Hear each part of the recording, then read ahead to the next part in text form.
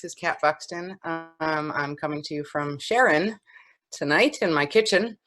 I hope you're all well, and I'm happy to be introducing Francine Miller, who is our first guest tonight. She's an attorney and senior legal fellow at the Center for Agriculture and Food Systems, CAFS, at the Vermont Law School in South Royalton, Vermont. Fran is a trademark lawyer after various volunteer positions in New York City with organizations focusing on injustice in the food system and the development of urban agriculture, decided to move her focus to legal work. She's completed her LLM, which is a Master's of Law, in Food and Agriculture Policy at VLS, and in 2016 moved to Vermont to work with CAFS in September 2019. So welcome, Fran. We're so glad that you're here with us. Hi, everyone. Before I begin, I want to just thank the organizers of this series who've done an amazing job being so adaptable during this difficult time. I'm going to speak today about an issue that has contributed significantly to the wealth gap between white America and communities of color, particularly the African American community.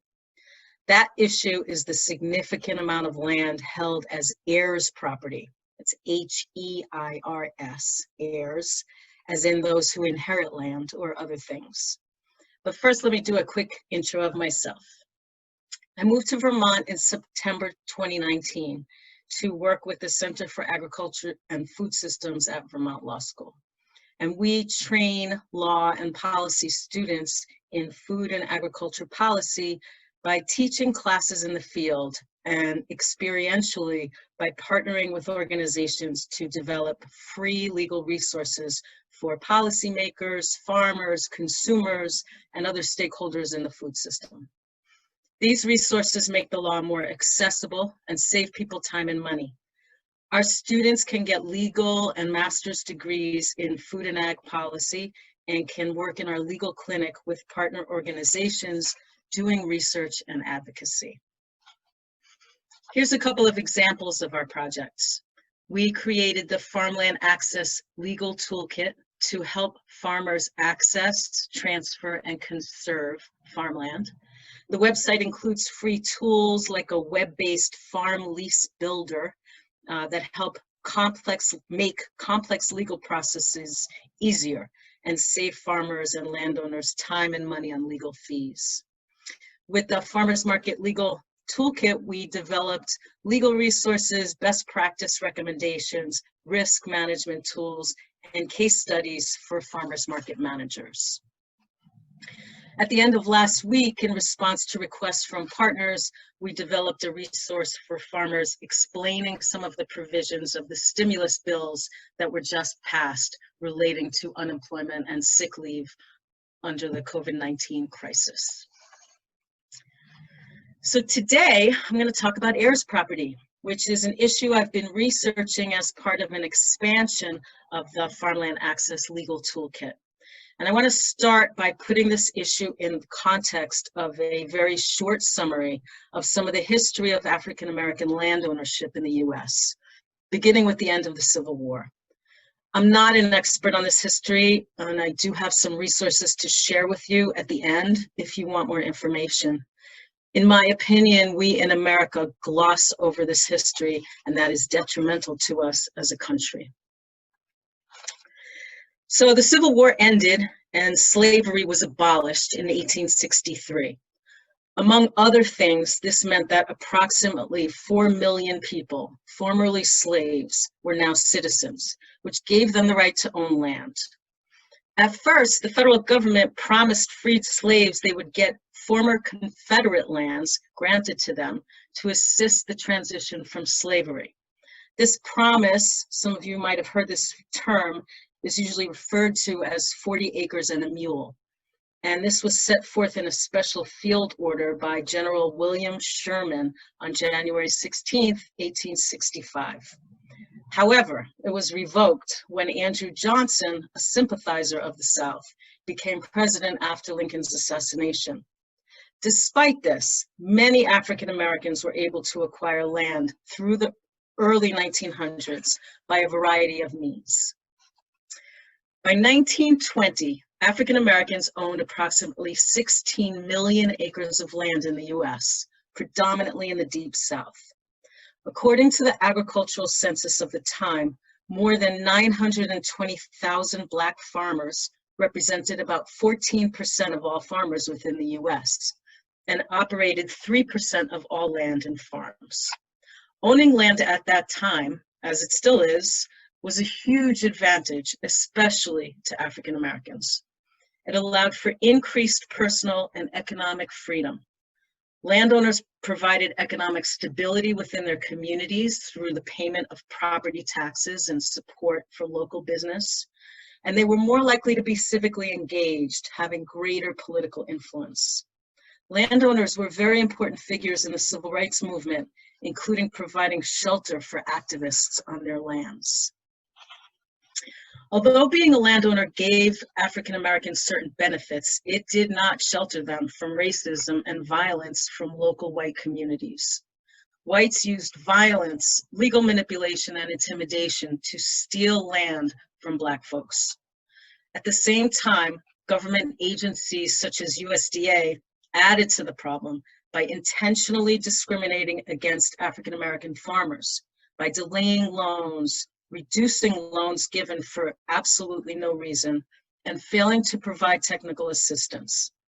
Despite the USDA settling a class action lawsuit brought by African American farmers in the 90s, titled Pigford v. Glickman, there's still a huge lack of participation in USDA programs by Black farmers due to continued neglect by the USDA, lack of information, and past negative experiences. These actions and others over the last 100 years have produced a significant decline in African American rural land holdings. From the 16 million acres of farmland owned by Black farmers in 1920 to less than 3 million acres owned by Black farmers today. This is the consequence of a number of factors, most of which stem from devastating racial discrimination, including Black folks fleeing their land, migrating north and west in the Midwest to avoid Jim Crow laws and lynchings in the South, discriminatory lack of access to capital and credit, spurred by the USDA and its local county committees, illegal takings of land and forced land sales, deceptive practices and the withholding of legal information by unscrupulous sheriffs, lawyers, and judges, and various other forms of racism and discrimination by individuals, organizations, and government agencies. The rate of Black land loss has been far greater than for other racial and ethnic groups in the same time period.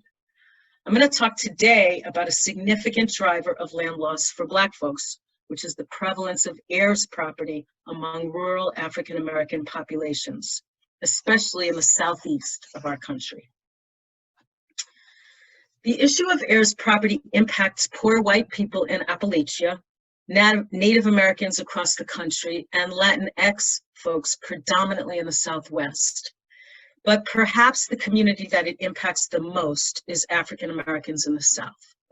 By some estimates, almost 4 million acres have been lost over the past decades due to people holding land as heirs property, and 85% of that was owned by African Americans. So let me tell you a little bit about heirs property. Heirs property is land passed to family members by inheritance, but usually without a will. The family members that inherit the land then own it without clear title as tenants in common. Owning it without clear title means the deed to the land remains in the name of the deceased person and not the family members who inherited it. And holding land as tenants in common means that each person owns an interest in the entire property. For example, if the deceased person owned 50 acres of land and died without a will, state law governs who becomes an heir of that property. Mostly, the property goes first to the surviving spouse, if any, and to the children of the person who died. But those heirs each own an interest in the entire 50 acres. They don't own any particular section of the property. It's like a corporation or a co-op where you own shares of the whole. all heirs have equal access to the whole land. And if those heirs die without a will, and their descendants then inherit that interest in the entirety of the land from their parents, each additional heir down the line has an ownership interest in the whole 50 acres. After a couple of generations of this, you could have 25 heirs, each having an ownership interest in the entirety of the land. And another generation, there could be 50 owners. You could see how convoluted this can get. And remember, the deed to the land still shows the original ancestor, now the great-grandfather, as the owner. Owning land in this way, both without clear title and with all the heirs owning the land as tenants in common, is very problematic, and I'll talk about it in a bit. I'll explain what the problems are. Although there's no data on exactly how many acres of land are held as heirs property, it's estimated that more than a third of Black-owned land in the South, 3.5 million acres, is held as heirs property today. First, why is so much African-American land owned in this way? Overall, a huge number of people in America do not have wills or other estate plans. Studies show the rate of intestacy, which is the word for dying without a will, is between 40 and 70%, depending on factors such as race and income level. Studies also show that there's a significant racial disparity between the rates of will making of white and Black Americans, with one study by several economists showing that 64% of white Americans had made wills, but only 24% of Black Americans had them. Even the most highly educated African Americans surveyed had much lower rates than the least educated white respondents. Another survey showed that 80% of Black landowners in 5 southern states did not have a will. There haven't been any studies I'm aware of that explain why this is so, but there are definitely theories. Some theorize that after the end of the Civil War, Black people did not have access to reputable attorneys and even to basic information about estate planning. Others believe that African Americans chose not to make wills because they didn't trust the legal system that did not protect them and in fact colluded to harm them. Another theory is that will making did not align with the African traditions of their ancestors. So let's talk about the problem with owning land in this way. Owning land in the form of heirs property makes it difficult to use it productively or generate any wealth from it.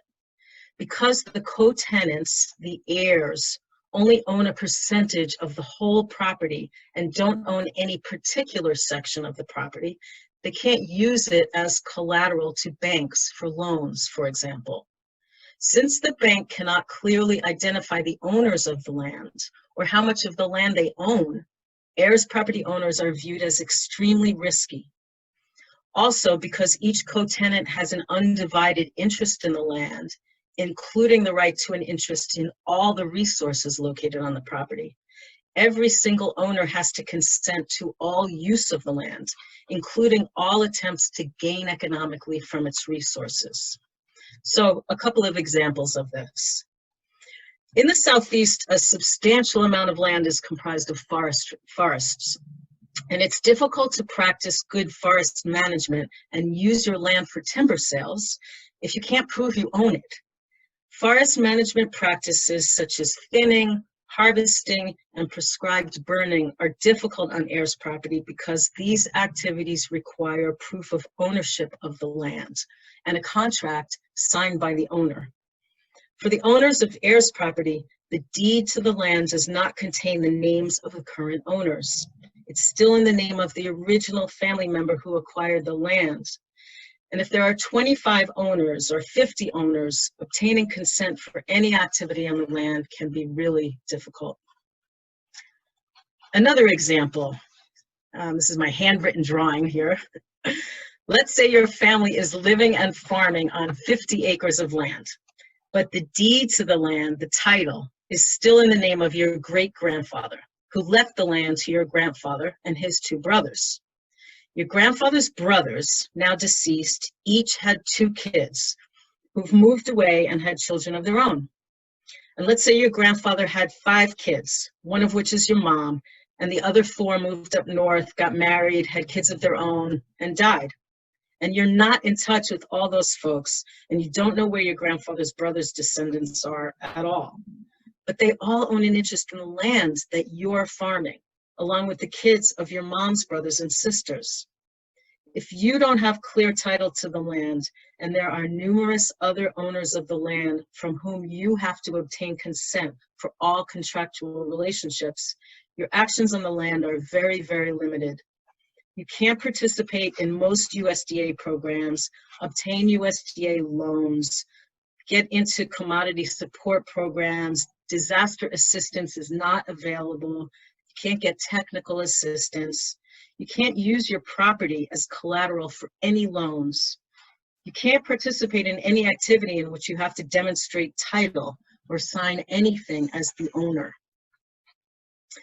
So heirs property owners are very limited in those ways. And most significantly, and this is where heirs property has contributed so significantly to Black land loss in America, heirs property owners are extremely vulnerable to losing their land at a much greater pace than other landowners.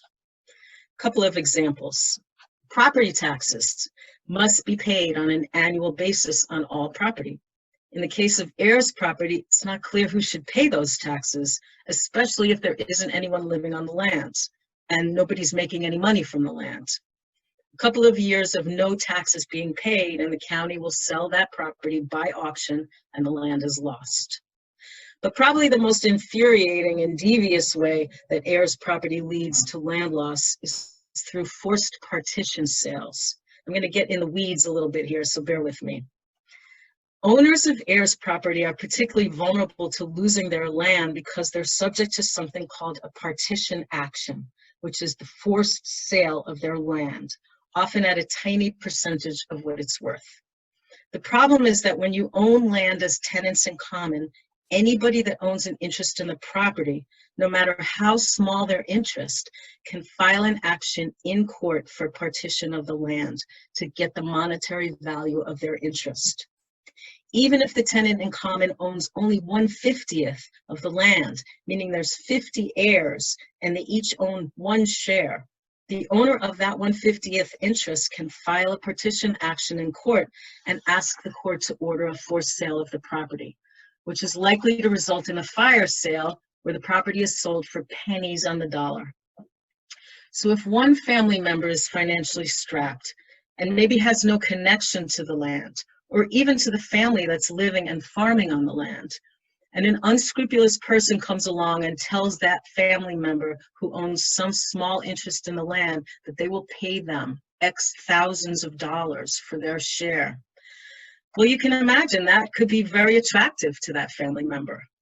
Studies have shown that heirs property owners are more likely to be lower income, so are more likely willing to sell their interest to non-family members at prices far below what the interest in that land is worth. It's also been demonstrated that many heirs property owners have no idea that the sale of their shares to a non-family member could result in the property being sold. They believe only heirs can make that decision. It's been documented many times over that real estate speculators and other unscrupulous investors, with the tacit cooperation of lawyers and judges, have stolen a substantial amount of land from heirs property owners in this way. A 2001 report from the US Ag Census estimated that about 80% of Black-owned farmland lost between 1969 and 2001 was lost in that time, and half of that was due to partition sales. In South Carolina, which this is a picture of, up until 1950 or so, a substantial part of Hilton Head Island was owned by many African-American families before real estate speculators used partition actions as a tool to force the sale of a large number of Black-owned properties, significantly reducing Black land ownership in South Carolina. When you start digging into this issue, even if you just do an internet search, you'll uncover so many horrific stories of African Americans losing their land because of deceit and trickery by colluding real estate speculators, lawyers, county tax offices, and probate courts.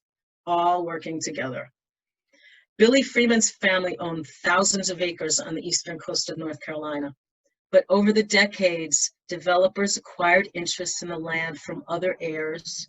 And then in 2008, one firm petitioned the court for a sale of the whole property. Freeman tried to fight the action in court, but these kinds of actions are really costly. In 2016, he lost 170 acres of beachfront property, which was sold to the development firm in a fire sale for $1.4 million, which was nothing for that amount of land on the coast. Freeman was only paid $30,000 for his interest. Another example, also from North Carolina, Wendy Reed was late paying a tax bill for $83.81 for land she lived on for 40 years.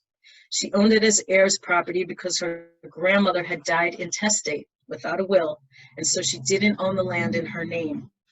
The property was sold at auction, and a former state politician named Thomas Limehouse bought the property for $2,000, an eighth of its value. Reed had a year under state law to pay the debt and get the property back. But when she tried to pay the debt, tax officials told her she couldn't get the land back because she wasn't on the deed to the property. They told her she had to go to probate court to get a court to order her as the heir of her grandmother. But in South Carolina, heirs have 10 years to probate an estate after the death of the owner, and Reed's grandmother had died 30 years earlier. She's been fighting this case in court since 2014 and has refused to leave the land. Before moving on, I just want to emphasize how important family land can be across generations, especially for land obtained by ancestors during times of slavery and immediately afterwards.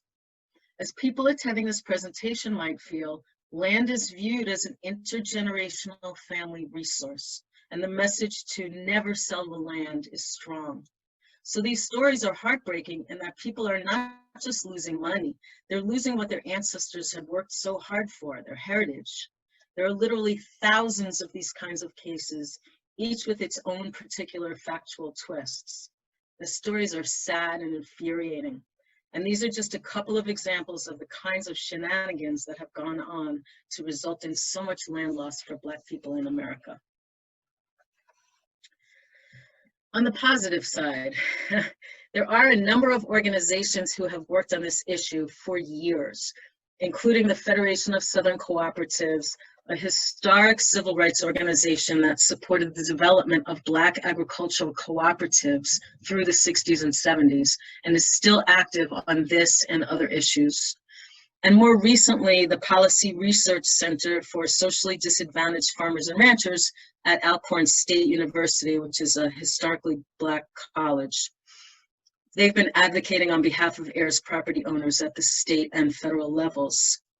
The USDA Forest Service Southern Research Station has been active in studying the issue as well.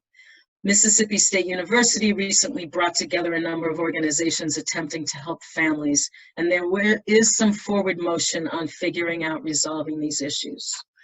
There's been a law passed in 16 states and the Virgin Islands called the Uniform Heirs Property Act, which has imposed some procedural safeguards for heirs property owners to reduce the number of partition sales to non-family members. I have to say, in this moment when it seems that so much is unknown about how we come out of this current public health and economic crisis, it does open up possibilities for change. Just like people are talking about canceling student debt, Medicare for all, other progressive policies, maybe we could talk about a radical solution to the heirs property issue to stem the loss of land and enable African American landowners to build wealth from their inherited land. I don't know if this issue impacts many people in Vermont, but I think it's important that we know about this and let it sink in, how this is another example of the continuing impact of slavery and racist discrimination. And I want to close with the quote I read recently from Angela Davis in a beautiful interview she did with her sister, Fania. Both of these incredible women work on restorative justice issues now.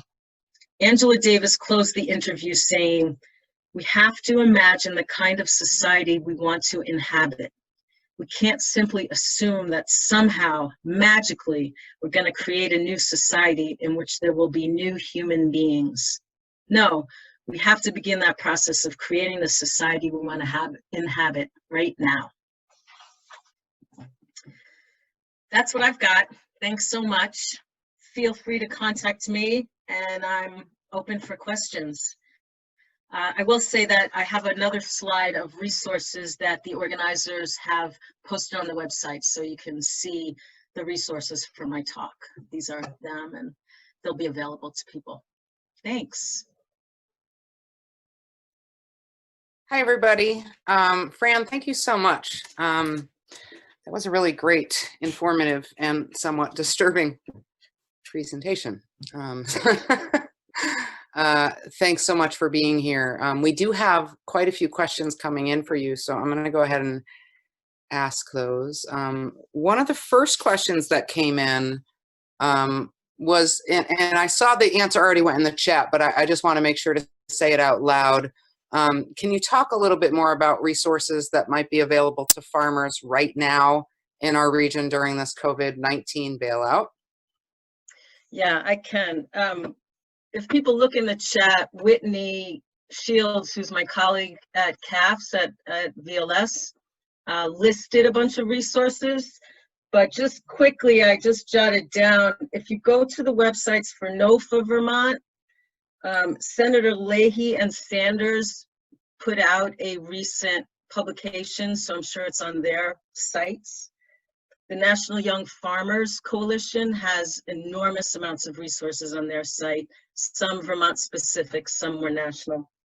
And in Vermont, Farm to Plate is doing a call every couple of weeks to talk about the various issues that are coming up, and they have a resource page as well.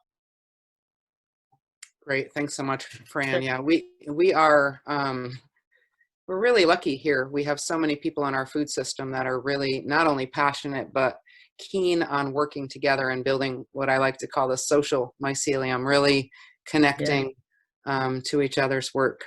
So that's really great. That's a great phrase. Here's another question for you. What are some of the ways that land has been lost besides heirs property? Like how can land be lost? I think that's a really hard thing for a lot of people to understand if they haven't been affected by it. Yeah. Well, you have to remember, so again, I'm not an expert on this history, but from what I know, and there's lots of resources out there, at the end of the Civil War, there was Reconstruction, and there was maybe 20 years where Black folks had more rights in the South than ever. And then Jim Crow slammed the South, and the South began enacting laws, literally impacting on African-American people, keeping them down in a whole lot of different ways. And Isabel Wilkerson writes about this really beautifully in her book, The Warmth of Other Suns, about the Great Migration and how Black folks in the millions started migrating north, west, the Midwest, and literally left land. People were being lynched and terrorized and just could not live in any basic way. So a lot of people just left their land and people took it, or they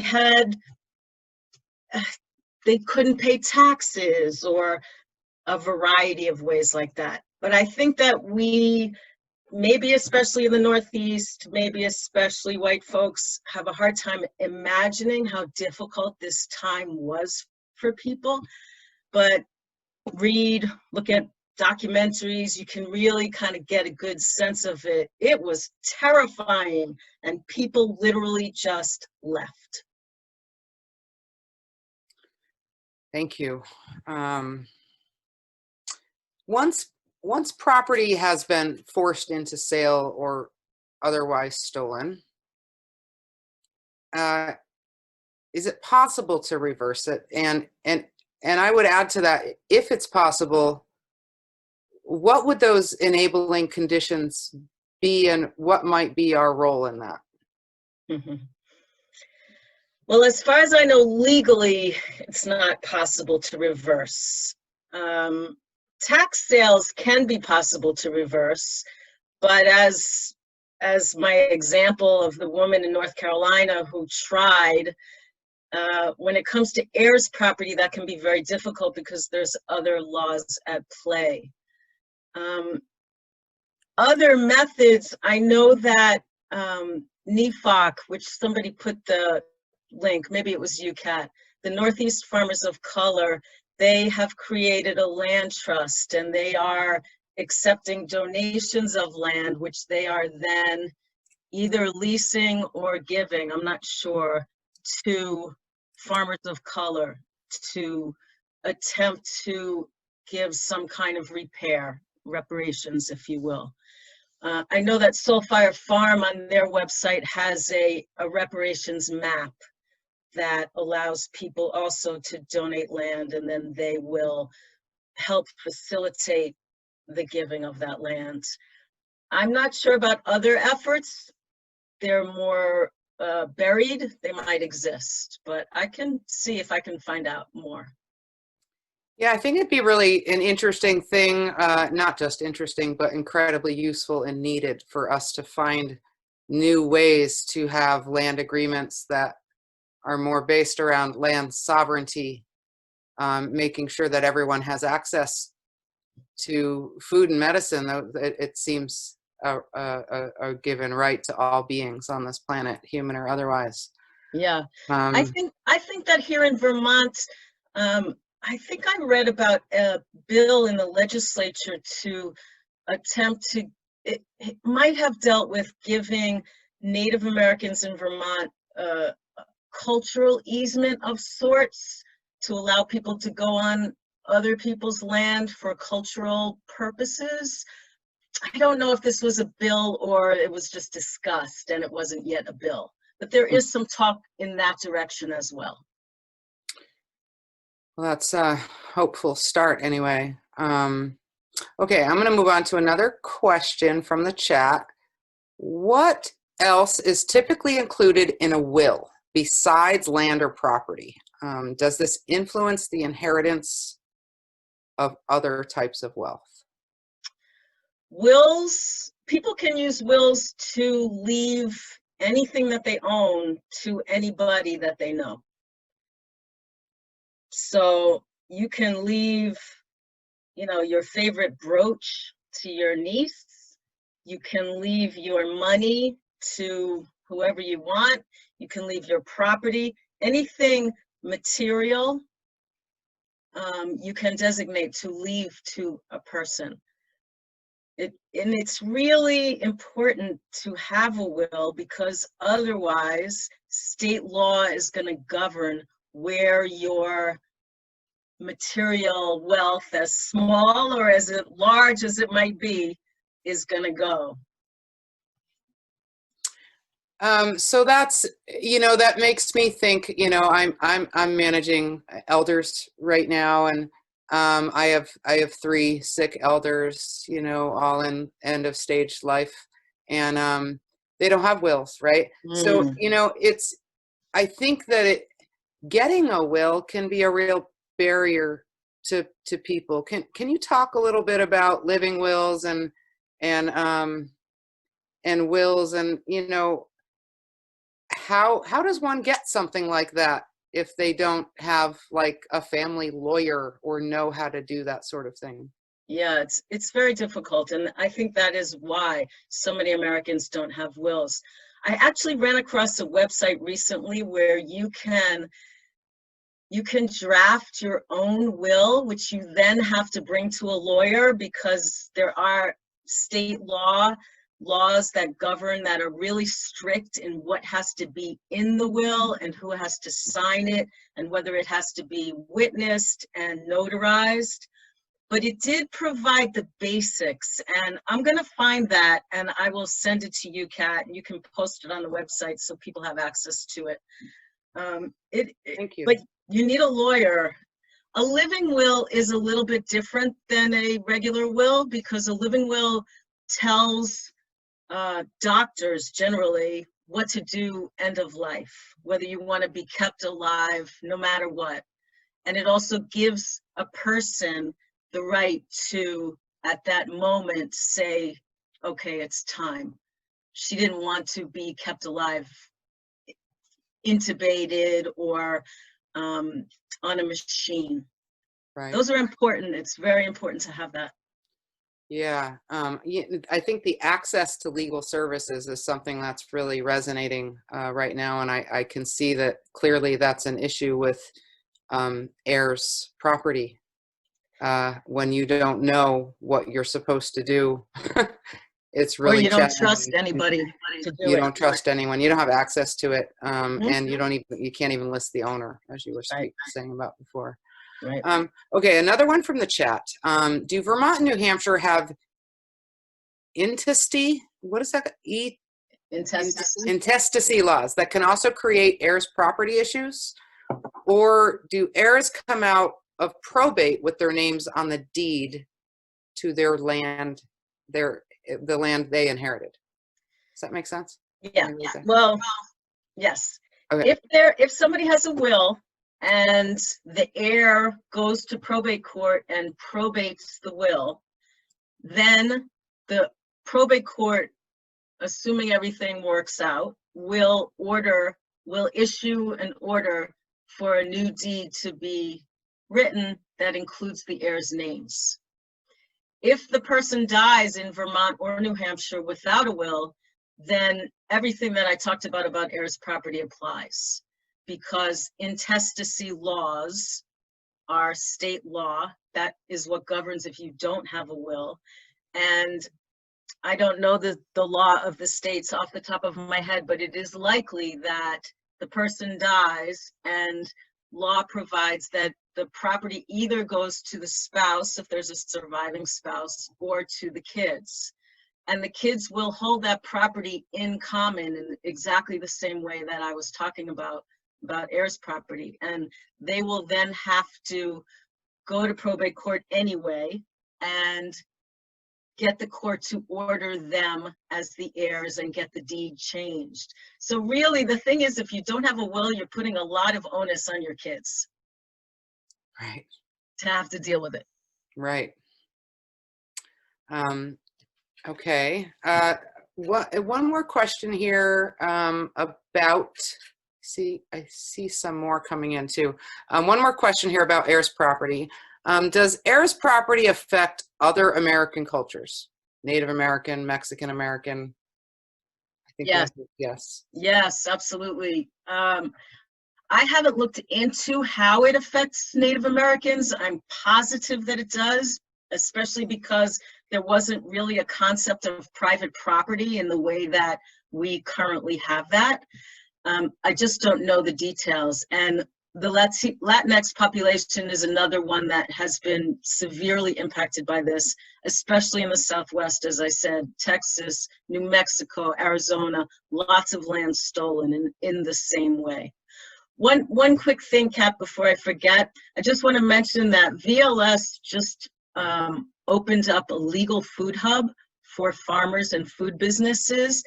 And we do have a network of attorneys who are providing pro bono services to those who fit within the income realm that we have set. So there is some possible pro bono legal services there for wills if people meet the criteria. Thank you for saying that. Yeah, it's important that everybody on the call and everybody that listens to this recording understands the incredible work happening at Vermont Law School and the Center for Agriculture and Food Systems, and so many of the other clinics there. They're really incredible. Thanks. Incredible resource to the community and a wealth of knowledge. Yeah. Thanks so much for all of that. A couple of, not quite questions, but comments are coming in about the idea of reparations. Is there anything you want to say about the idea of reparations? I don't think we need to classify that by any particular class that's been oppressed, but all reparations. Yeah. I went to a talk pretty recently by Thomas Mitchell, who's a lawyer at Texas A&M. He's done a lot of work on the heirs property issue and was instrumental in writing and advocating for the Uniform Heirs Property Act, which is a state bill, which I mentioned, that provides some procedural safeguards for heirs property owners. And he had a panel of economists with him, and this was at Harvard Law School at their Food and Policy Clinic. And they made a really straightforward economic case for reparations for African Americans. And there are Black organizations like the Northeast Farmers of Color Land Trust and Soulfire Farm and others. I see Yep, there are a Black. couple others on here, Yeah. who are working on building organization and institutions so that if and when there are reparations of some sort, whatever that might be, that what it leads to is the Black community gaining wealth, because that's been the impact, I mean, among other things, of slavery and the continued discrimination and racism is the wealth gap between Black and white Americans. Heirs property and Black land loss is a very stark example of the impact of these issues on the Black community. And I believe, and this might be controversial, I don't know, maybe not in this crowd, America has to repair. We have stolen, and we individually haven't, but as a country we have, and obviously not just with the African American community, but with others as well, natives especially, and others. But there are scholarly pieces being done on this issue now, and there's a bill in Congress to create a committee to study how this might happen. And I think it's so important that we do that. Thank you so much. This has been, I've learned a lot, and I look forward to getting to know you more and working more together and seeing how we can help each other build the world we want. Yes, thank you so much, Fran. Thank you, everyone.